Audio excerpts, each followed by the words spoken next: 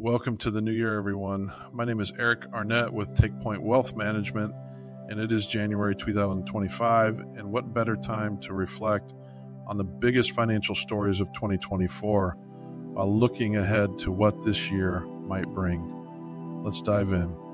One of the most talked about developments last year was the Federal Reserve finally lowering interest rates, marking a significant moment in their efforts to engineer a soft landing. We also saw the consumer price index hit its lowest level in years at 2.4%, even though inflation ticked up slightly in the last couple months of 2024. Looking forward, the big question is whether the Fed might take a more dovish stance in 2025, especially since we haven't quite hit that 2% inflation target. My view, not likely. While inflation is gradually declining, the Fed will probably continue to slow the pace of rate cuts. I want to avoid stoking inflation again by reducing rates too quickly. Instead, we're looking at a cautious, gradual easing campaign with maybe 2 to 4 rate reductions throughout the year. History suggests this slow approach could actually bode well for the markets as it indicates stability rather than an economic emergency. Remember, speaking of stability, consumer confidence hit a 5-month high at the end of 2024.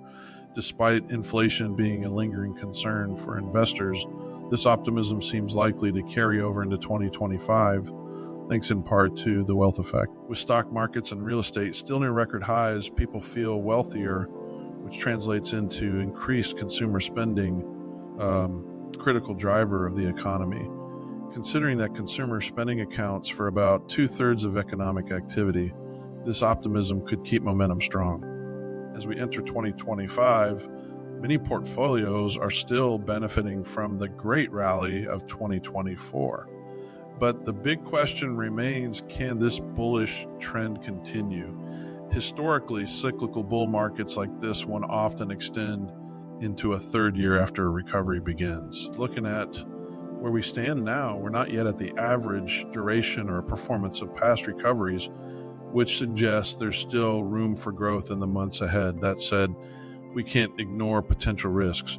Over-optimism could lead to overvalued markets, which might make year-over-year comparisons more challenging. Earnings growth could taper off and complacency could set in. On top of that, we have a new administration in place, and any policy shifts could create both opportunities and headwinds.